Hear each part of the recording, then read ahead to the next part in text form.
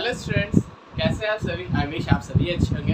तो आइए आज हम लोग क्लास 9 केमिस्ट्री का फर्स्ट चैप्टर जो कि है हमारा the matter in our surrounding को आज हम लोग पढ़ेंगे। तो अपने साथ कॉपी पेन को साथ रखिएगा, नोट्स भी हम बनाते चलेंगे और साथ ही साथ हमारे पूरे टॉपिक को समझते भी चलेंगे। आज इस वीडियो में हम एक वीडियो के अंदर में पूरे टॉपिक्स को कंप्लीट कर लेंगे विद प्रॉपर नोट्स। ठीक है, तो आइए चलिए स्टार्ट करते हैं। सबसे पहले हम जानते हैं मैटर। आप लोग अपने प्रीवियस क्लास में भी मैटर के बारे में पढ़े होंगे। मैटर क्या है? कोई भी चीज जिसमें स्पेस ऑक्यूपाई किया जाता है और साथ ही साथ उसका एक मास होता है, उसी को हम क्या कहते हैं? मैटर। तो आइए लिखते हैं anything that occupies space and has mass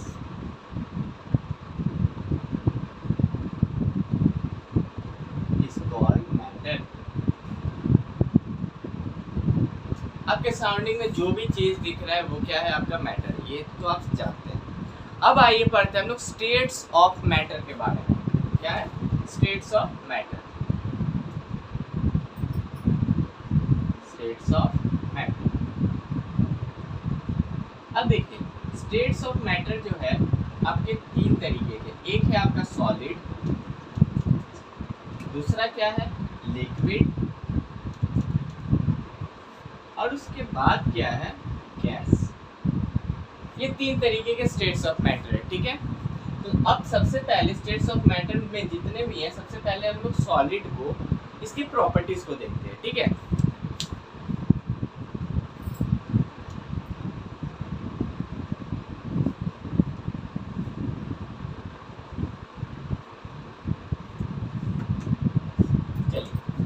लिखिएगा heading properties of solid.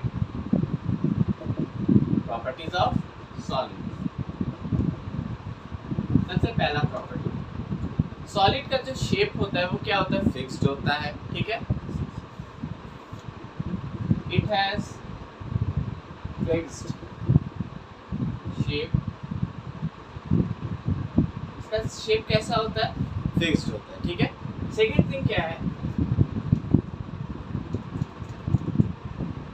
It is, ठीक है, ये जो होता है ये बिल्कुल भी कंप्रेसिबल नहीं होता है। ठीक है, इट इज नेग्लिजिबल कंप्रेसिबल। ठीक है, इट इज नॉन कंप्रेसिबल, लिख सकते हैं नॉन कंप्रेसिबल। इसे हम लोग कंप्रेस नहीं कर सकते। थर्ड देखते हैं, इसका मेल्टिंग और बॉइलिंग पॉइंट जो होता है, इसका मेल्टिंग और बॉइलिंग पॉइंट होता है वो कैसा होता है? हाई होता है। तो लिखिए it has high melting and boiling point.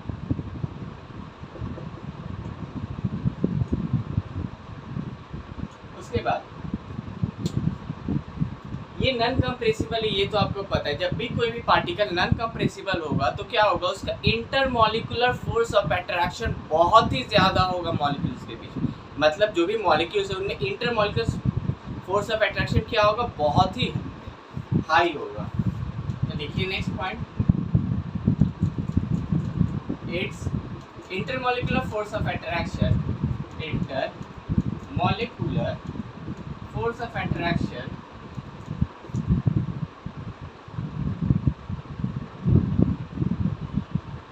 किसके बीच में? Intermolecular force of attraction molecules के बीच में। अट्रैक्शन बिटवीन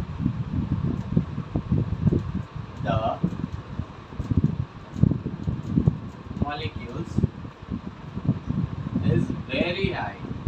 क्या होता है? बहुत ही ज्यादा हाई होता है।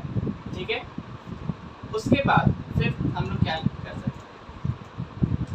सॉलिड में वाइब्रेशंस ऑकर होते हैं। ठीक है, आप किसी भी चीज को ले लो, उसको बजाओ। सबसे अच्छा मैं एक मेटल को ही लेता हूँ। ठीक है, अगर किसी भी मेटल पे मैंने इधर से मारा, ठीक है, और आप दूसरे एंड से सुन रहे, तो वो साउंड जो होता है दूसरे एंड तक तो पहुंचता है। ठीक है, तो पहुंच क्यों रहा है? क्योंकि उसमें वाइब्रेशंस ऑकर होता है। ठीक है, उसका पोजीशन फिक्स्ड है, इसलिए वो एक जगह से दूसरी जगह हिल नहीं सकता है।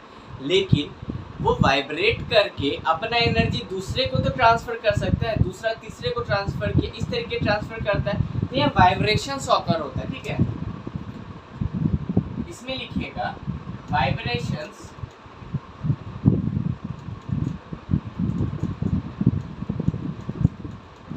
Occurs in it. इसमें क्या होता है, आपका वाइब्रेशन पूरी तरीके से ऑकर होता है, ठीक है।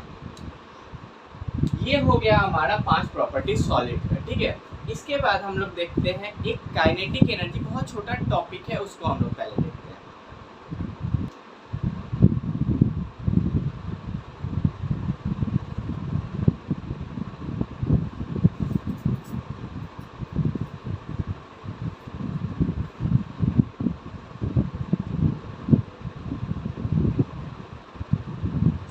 देखिए काइनेटिक एनर्जी क्या होता है, सबसे पहले मैं बता, ये फिजिक्स में सबसे ज्यादा पढ़ाया था हम लोग का काइनेटिक एनर्जी, ठीक है। काइनेटिक एनर्जी में होता है वो किसी भी चीज में मोशन हो, ठीक है, सॉरी किसी भी चीज में मास और साथ ही साथ उसका वेलोसिटी होता है, वही होता है आपका काइनेटिक। आपने काइनेटिक एनर्जी का फॉर्मूला पढ़ा होगा, K = ½ mv²। आपने ये पढ़ा होगा m किसको रिप्रेजेंट करता है, मास को, और v किसको रिप्रेजेंट करता है, वेलोसिटी को, ठीक है। तो केमिस्ट्री में हम लोग इसको कैसे डिफाइन करेंगे, अभी हम लोग मैटर के बारे में जब पढ़ रहे हैं तो उसमें हम लोग कॉन्स्टिट्यूएंट पार्टिकल्स को देखते हैं, तो इसको डिफाइन करते हैं। The constituent particles,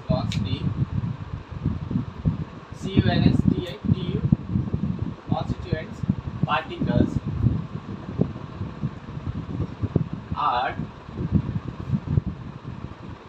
continuously in motion। वो कंटिन्यूअसली कैसे रहते हैं, मोशन में रहते हैं, ठीक है। This poses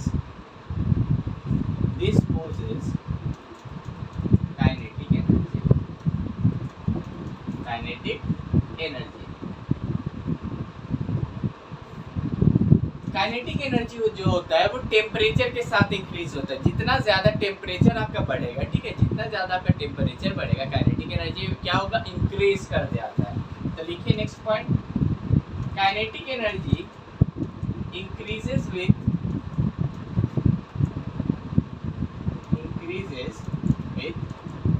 increase in temperature,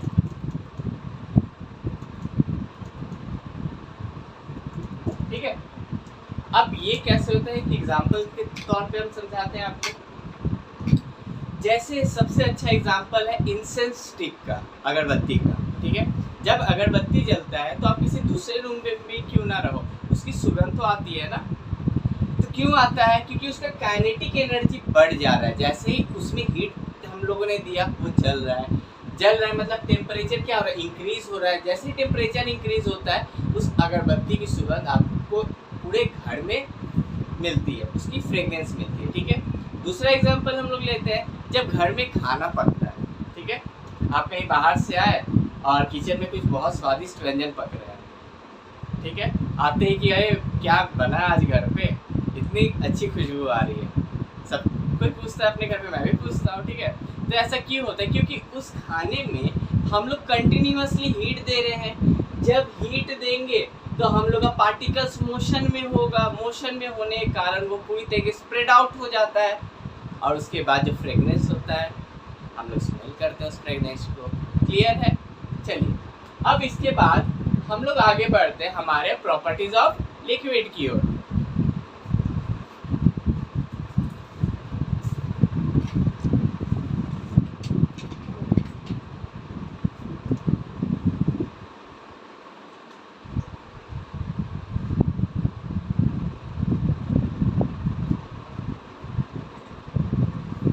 डालिएगा properties of liquid, properties of, चलिए पहला प्रॉपर्टी देखते हैं। लिक्विड का जो शेप होता है क्या वो फिक्स्ड होता है, ऑब्वियस सी बात नहीं होता है। तो पहला लिखते हैं, it has indefinite volume, indefinite, sorry volume नहीं, शेप वॉल्यूम का आपका फिक्स होता है ना। अब एक ग्लास में आपने या फिर एक बॉटल में आपने 1 लीटर पानी लिया, ठीक है। अब वही 1 लीटर पानी आपने किसी टब में डाल दिया, तो क्या वो 1 लीटर पानी घट के वहाँ पे आधा लीटर हो जाएगा? ऐसा तो नहीं होगा, ठीक है। तो सेकेंड लिखते हैं, इट हैज़ डेफिनिट वॉल्यूम। इसका वॉल्यूम कैसा होता है? डेफिनिट होता है। मतलब डेफिनिट का मतलब फिक्स्ड होता है, ये याद रखिएगा, कंफ्यूज नहीं होना है कि सर आपने तो सॉलिड में फिक्स्ड लिख दिया, यहाँ डेफिनेट लिखा, वो ऐसा कुछ नहीं है। डेफिनेट का मतलब भी फिक्स्ड ही होता है, ठीक है। चलो आगे बढ़ते हैं, थर्ड देखते हैं। लिक्विड आपका कॉम्प्रेसिबल होता है, ठीक है। कैसे आइस बनाते हो आप लोग? कंप्रेस करते हो ना, ठीक है।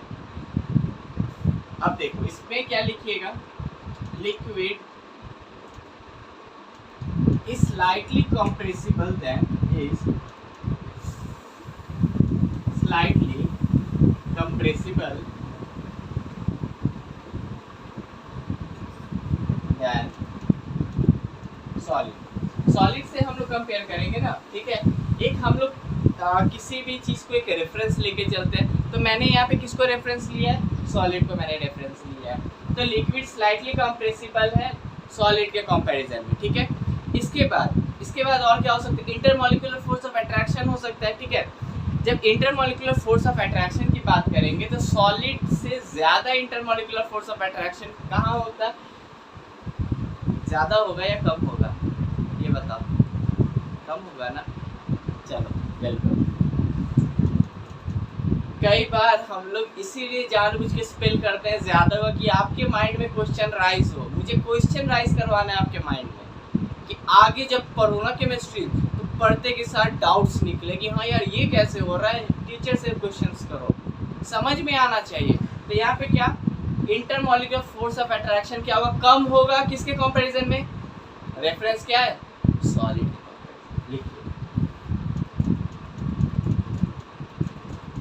इंटरमॉलिक्यूलर फोर्स ऑफ अट्रैक्शन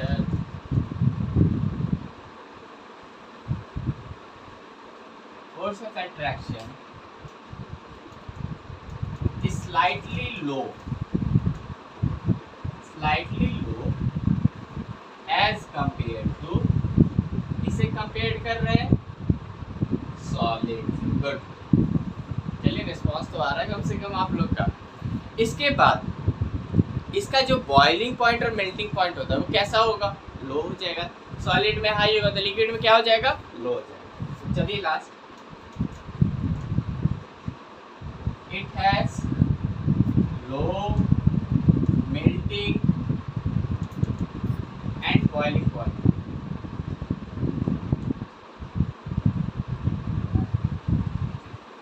शायद वीडियो ये लंबा हो सकता है, बट मैं एक ही वीडियो में इस पूरे चैप्टर को कंप्लीट कर दूंगा, ठीक है।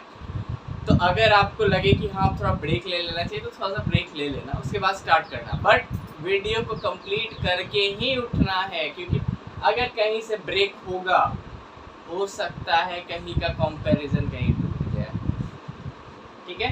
चलिए लिक्विड का प्रॉपर्टीज हो गया, एक बार फिर से इसको समझा दे। तो इसका शेप कैसा होता है? फिक्स्ड होता है। वॉल्यूम कैसा होता है? इसका शेप फिक्स्ड होता है क्या? नहीं होता है ना। इसीलिए मैं बार बार कभी मैं चेंज करता हूँ, जानबूझ के माइंड में स्ट्राइक करे। इसका जो शेप होता है वो फिक्स्ड नहीं होता है। वॉल्यूम क्या होता है? फिक्स्ड होता है। लिक्विड जो होता है वो स्लाइटली कंप्रेसिबल, बहुत ज़्यादा नहीं होता है, ठीक है।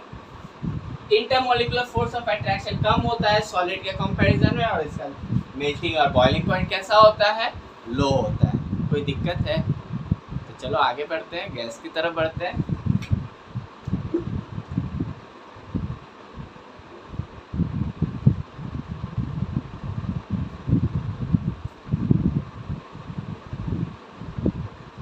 टॉपिक डालिए प्रॉपर्टीज ऑफ गैसेस।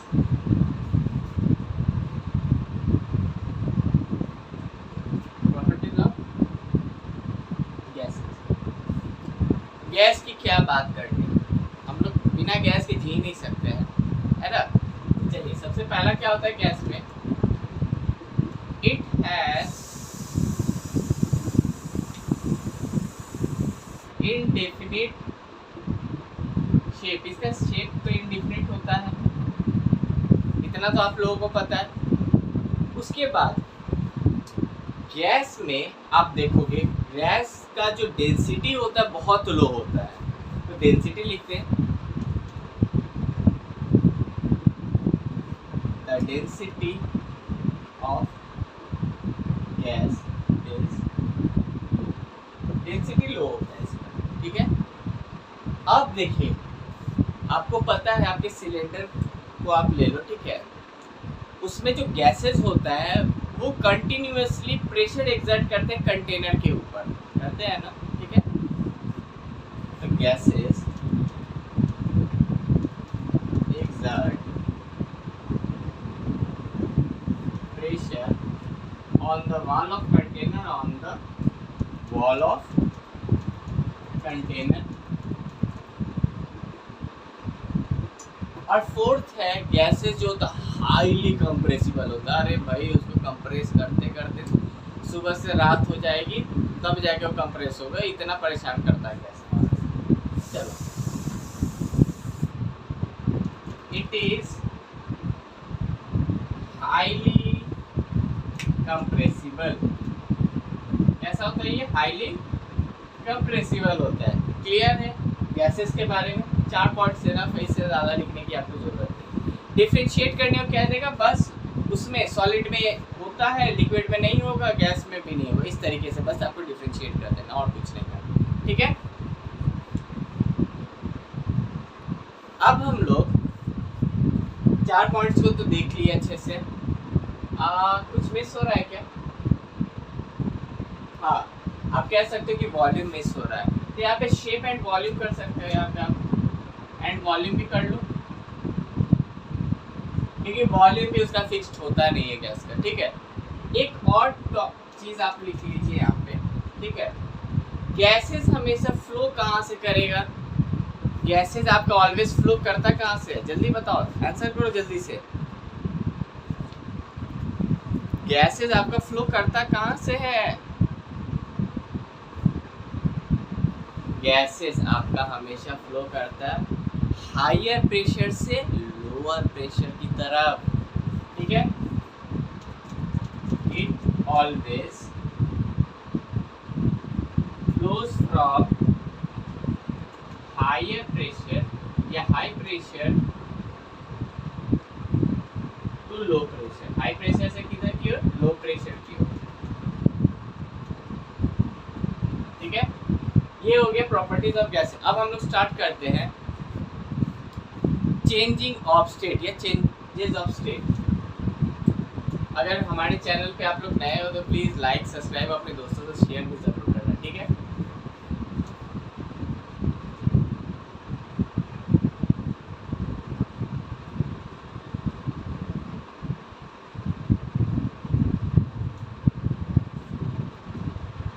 चलो, तो पहले चेंजेस ऑफ स्टेट को डिफाइन कर ले क्या?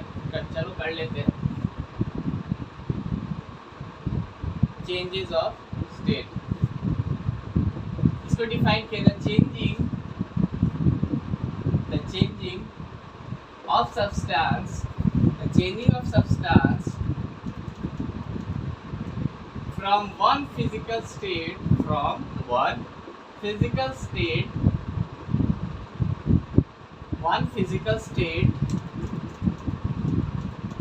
to another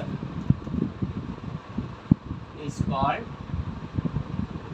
changes in state,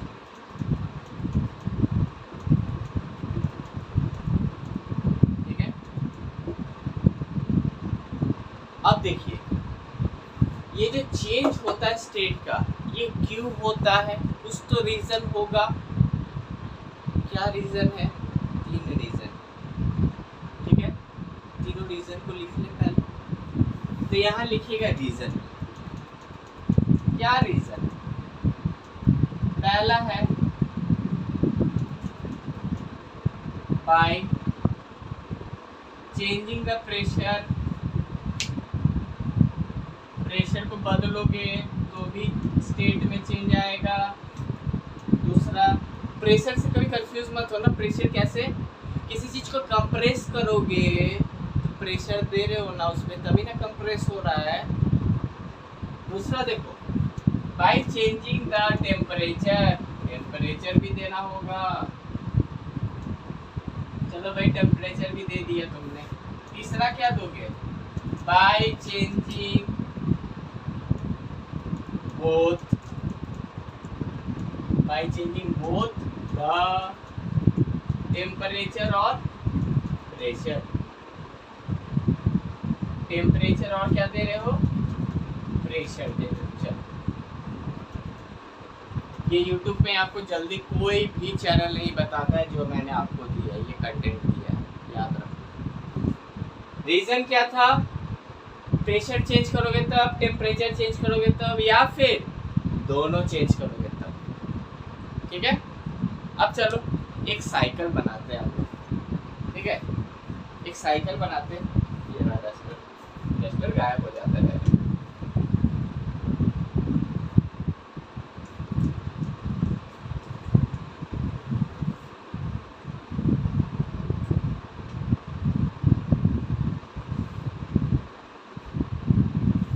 चलो एक साइकिल बनाते हैं पहले।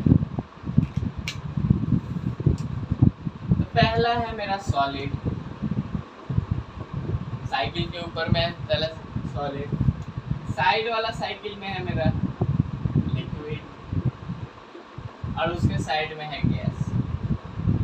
अब देखिए, सॉलिड से लिक्विड कन्वर्ट होने के लिए कौन सा प्रोसेस यूज करते हैं, जल्दी बताइए।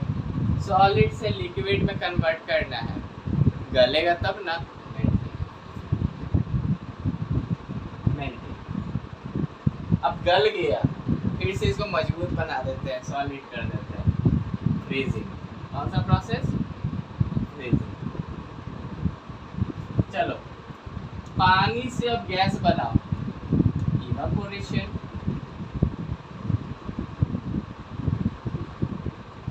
ठीक है, गैस से लिक्विड बनाओ, कैसे बनेगा, कंडेंसेशन।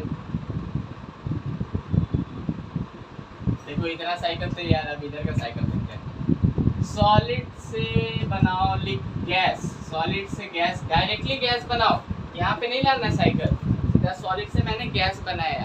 किस प्रोसेस से, सब्लिमेशन। कौन सा प्रोसेस, सब्लिमेशन। गैस से सॉलिड बनाओ, डिसब्लिमेशन।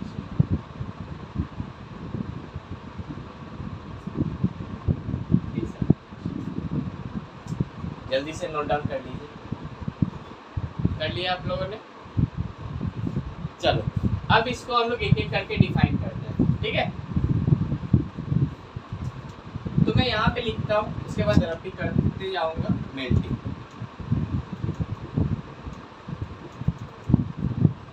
The process in which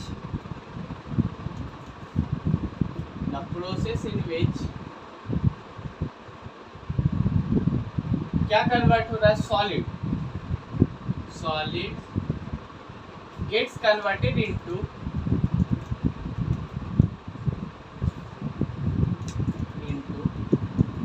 liquid on heating. Done करेंगे तभी ना, या जब तक वो हीट अपने एटमॉस्फेयर से नहीं एक्वायर करेगा तब तो कैसे होगा। इसी को हम लोग क्या कहते हैं, इट्स कॉल्ड मेल्टिंग। जल्दी लिखिए मेल्टिंग को। उसके बाद फ्रीजिंग को हम लोग लिखेंगे।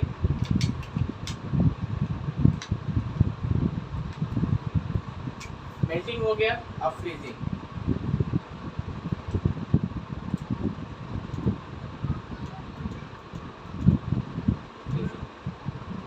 The process in which gas नहीं, liquid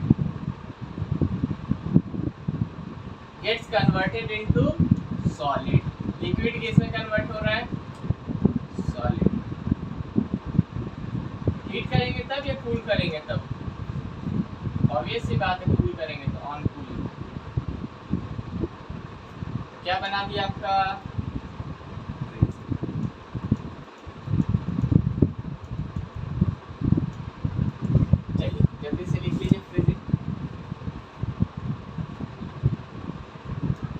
सो लिख लिया होगा आप लोगों ने। वीडियो को पॉज करके इसको लिख लिया कीजिएगा, ठीक है। मैं कंटिन्यू बढ़ते रहता हूँ, नहीं तो वीडियो बहुत वास्ट हो जाएगा। अब देखिए इसके बाद हम लोग इवापोरेशन, इवापोरेशन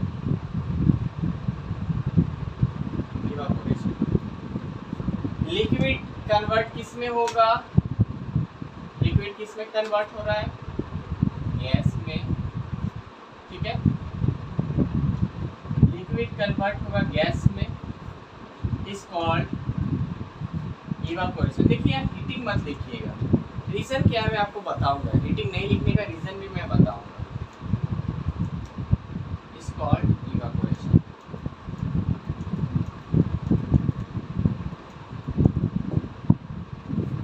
ठीक है, उसके बाद है कंडेंसेशन। कंडेंसेशन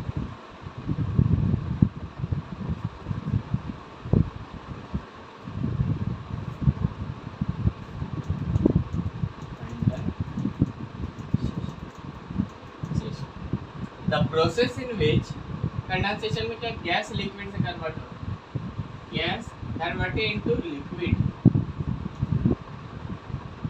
ऑन कूलिंग, यहाँ कूलिंग लिखना होगा, ठीक है। Is called condensation.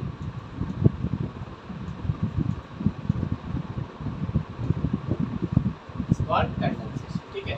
अच्छा देखो इवापोरेशन में मैंने हीटिंग क्यों नहीं लिखवाई, इसलिए मैं बता दूं, जब गर्म होता है तभी वो इवापोरेट होता है, बात सही है, ठीक है। लेकिन इवापोरेशन से जब हम लोग डिफरेंशिएट करते हैं ना बॉइलिंग को, ठीक है, तो हीटिंग जब यूज करेंगे, ठीक है, हीटिंग जब यूज करते हैं तो पूरा एंटायर लिक्विड में स्टार्ट होता है, ठीक है, एंटायर लिक्विड में स्टार्ट होता है। लेकिन इवापोरेशन जो होता है सरफेस फेनोमेना, सरफेस से उठाता है, वो पूरे अंदर तक नहीं जाता, सरफेस को गर्म करता है फिर इवापोरेट, सरफेस को गर्म किया इवापोरेट, ऐसा प्रोसेस चलता है इवापोरेशन, ठीक है। इसके बाद हम लोग डिफरेंशिएट भी करेंगे। कंडेंसेशन के बाद है आपका सब्लिमेशन। सब्लिमेशन, इसमें क्या हो रहा था, प्रोसेस इन विच सॉलिड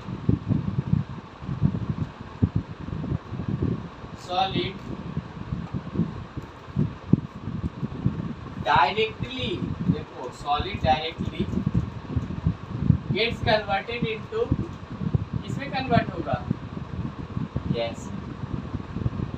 इस कॉल्ड क्या कहेंगे हम लोग, सब्लिमेशन। कुछ बच्चे तो कह रहे होंगे सर के लिए कितना आसान है, मिटा दिए लिख दिए, है ना।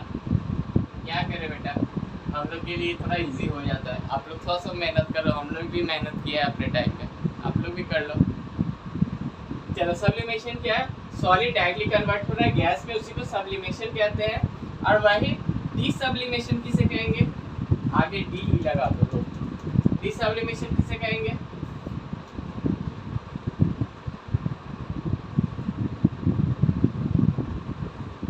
गैस जो है डायरेक्टली कन्वर्ट हो रहा है सॉलिड में, इसी को हम लोग क्या कहते हैं, डीसब्लिमेशन।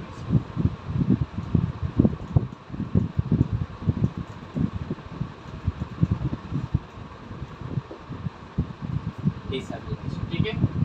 इस डीसब्लिमेशन का और एक नाम, इसको लिखिएगा, it is also known as, it is also known as deposition.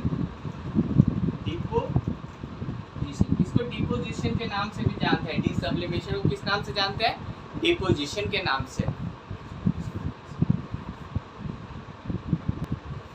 चलिए इसके बाद आप लोगों ने लिख लिया होगा, तो आगे बढ़ते हैं। इसके बाद हम लोग पढ़ेंगे latent heat of fusion and latent heat of vaporisation.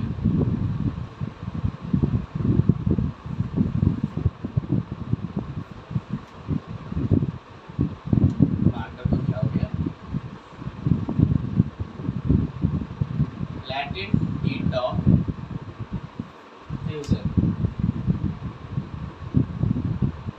इसमें क्या होता है, इसको डिफाइन करते हैं, the quantity of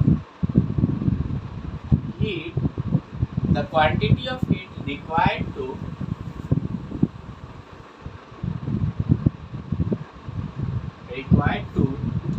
convert 1 unit mass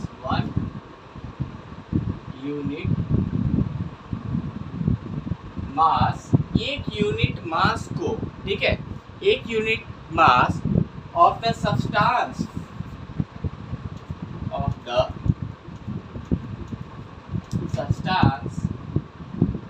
from, किससे कन्वर्ट करें, from solid into liquid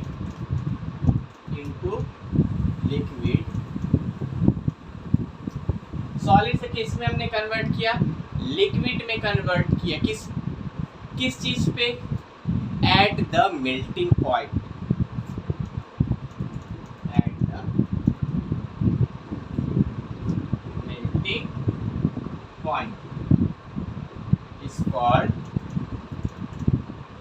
is called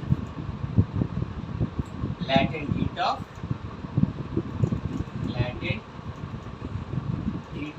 fusion। देखिए latent heat of fusion क्या है, कितना हीट रिक्वायर्ड है एक यूनिट मास ऑफ सब्सटेंस को कन्वर्ट किस में करने में, सॉलिड से लिक्विड में करने में। कब, इसके मेल्टिंग पॉइंट पर, ठीक है। इसी को हम लोग कहते हैं लैटेंट हीट ऑफ फ्यूजन। इसका ऐसा यूनिट क्या है, इसका पता है आपको, ऐसा unit of latent heat of fusion क्या है, जूल पर केजी। क्या है, जूल पर केजी। इसको हम लोग ऐसे भी लिखते हैं, जूल केजी पावर -1, ठीक है। अब वही लैटेंट हीट ऑफ वेपराइजेशन में क्या होगा, लिक्विड किस में कन्वर्ट हो जाएगा, गैस में कन्वर्ट होगा, मेल्टिंग पॉइंट पे होगा, नहीं गलेगा तो नहीं ना, बॉइलिंग पॉइंट पे होगा। तो चलिए लैटेंट हीट ऑफ वेपराइजेशन को क्या लिखना है, कुछ नहीं, बस थोड़ी सी चेंजेस लाने। Latent heat of vaporisation,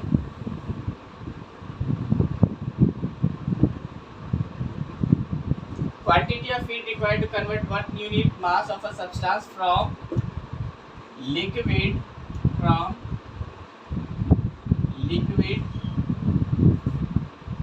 into gas। कब होगा, at the boiling point, जब boiling point। इसी को क्या कहते हैं, latent heat of vaporization।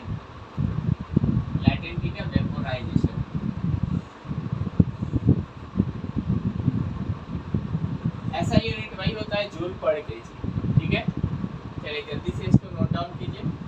उसके बाद अब हम लोग स्टार्ट करेंगे हमारा differentiate between evaporation and boiling, ठीक है।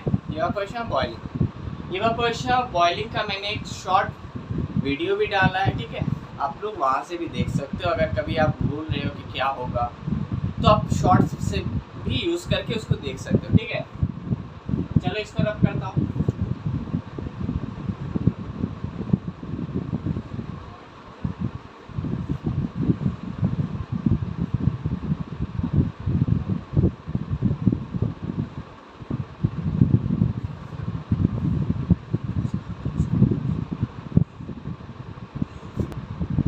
देखिए इसके बाद हम लोग डिफरेंशिएट करने जा रहे हैं इवापोरेशन और बॉइलिंग को, ठीक है।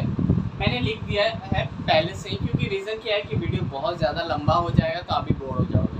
तो इसके बाद बस एक और टॉपिक है, उसको ख़त्म करें, पूरा चैप्टर खत्म, ठीक है। इवापोरेशन में क्या है, इवापोरेशन एक स्लो प्रोसेस, साथ ही साथ ये साइलेंट प्रोसेस है। बॉइलिंग और वेपराइजेशन ये एक फास्ट प्रोसेस है और वॉयलेंट प्रोसेस भी। उसके बाद देखते हैं इवापोरेशन जो है किसी भी टेम्परेचर पे ऑकर होता है, किसी भी टेम्परेचर पे इवापोरेशन ऑकर होता है। लेकिन वही बॉइलिंग और वेपराइजेशन का एक फिक्स टेम्परेचर, मतलब 100 डिग्री पे ही ये बॉयल होगा, ठीक है। उसके बाद आगे देखते हैं इवापोरेशन। मैंने आपको पहले ही बताया था कि सरफेस ऑफ द लिक्विड पे डिपेंड करता है, ठीक है। लेकिन वही बॉइलिंग पूरे entire mass of the liquid पे डिपेंड करेगा। रेट ऑफ इवापोरेशन डिपेंड किस पे करे, ह्यूमिडिटी है, सरफेस एरिया और भी बहुत कुछ है। लेकिन वही बॉइलिंग और वेपोराइजेशन में क्या है, ये किसी भी ह्यूमिडिटी सरफेस एरिया पे डिपेंड करता ही नहीं है। दिक्कत तो नहीं होगी मुझे जहाँ तक लगता है, बहुत आसान शब्दों में यहाँ लिखा हुआ है, जल्दी से नोट डाउन कर लीजिए, ठीक है। अब हम लोग आगे बढ़ते हैं हमारे last topic, factor affecting the rate of evaporation. बस उसके बाद आपकी भी छुट्टी, उसके बाद हम लोग नेक्स्ट लेक्चर जो कि हमारा चैप्टर 2 होगा बहुत जल्द आप लोग के साथ अपलोड किया जाएगा। तब तक इसको रिवाइज आप करते रहें, बुक्स को डेफिनेटली रीड करें, क्योंकि बुक्स रीड नहीं करेंगे तो आपको एग्ज़ाम में लिखने के लिए प्रॉपर वर्ड्स भी नहीं मिल पाते हैं ना, तो बुक ज़रूर रीड करें, ठीक है।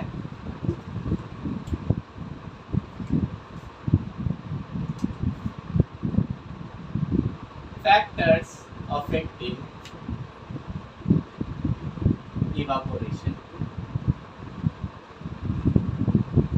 कौन कौन से फैक्टर्स हैं जो अफेक्ट करते हैं इवापोरेशन। पहला है आपका ह्यूमिडिटी, नमी। देखते हो जैसे ह्यूमिडिटी बढ़ जाता है हमें कितना स्वेटिंग आना स्टार्ट हो जाता है, बहुत स्वेटिंग आता है। तो जब स्वेटिंग हमें इतना ज़्यादा आ रहा है तो एटमॉस्फेयर में ह्यूमिडिटी बहुत ज़्यादा हो गया, तो क्या अगर ह्यूमिडिटी ज़्यादा हो जाएगा तो अगर हमने बाय द वे कपड़ा रखा है छत पे, ठीक है, ह्यूमिडिटी बहुत है, तो क्या वो जल्दी सूखेगा? नहीं सूखेगा। तो इवापोरेशन को उसने अफेक्ट किया। दूसरा देखो विंड स्पीड,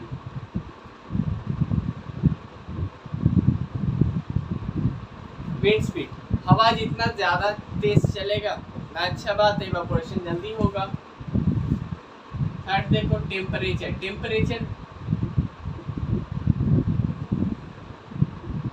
टेम्परेचर जितना ज़्यादा बढ़ेगा, ठीक है, इवापोरेशन का रेट उतना तेज होते जाएगा, ठीक है। उसके बाद fourth, nature of the liquid, nature of the liquid, liquid किस तरीके का है ये भी डिपेंड करता है, लिक्विड किस तरीके का ये भी डिपेंड करता है, ठीक है। और पांचवा और last surface area, surface area. अगर सरफेस एरिया बड़ा है, अगर सरफेस एरिया बड़ा है तो आपका इवापोरेशन कैसा होगा? ज़्यादा तेज होगा। सरफेस एरिया छोटा है, ऐसे मैं लिख रहा हूँ, सरफेस एरिया ऐसे, सरफेस एरिया छोटा है तो इवापोरेशन भी क्या हो जाएगा?